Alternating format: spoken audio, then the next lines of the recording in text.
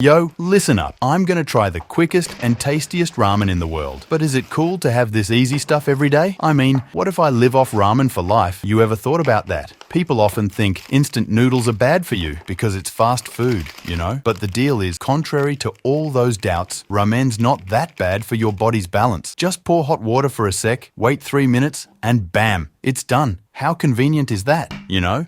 It tastes even more fantastic when you add an egg here. Now, sure, ramen's got some sodium, but compared to the stuff in burgers or pizza, it's not too shabby. In fact, there's this grandpa who lived up to 92, and he was a ramen lover. When he was alive, he was such a ramen fanatic that the CEO of a ramen company hooked him up with free ramen for life. Think about it. Back in the medieval times, kings feasted on those fancy dishes and still didn't make it past 50 on average, right? So, eating ramen every day might just be a better deal than they had. What do you think? If you enjoyed my video, please hit that like button. I'd really appreciate it.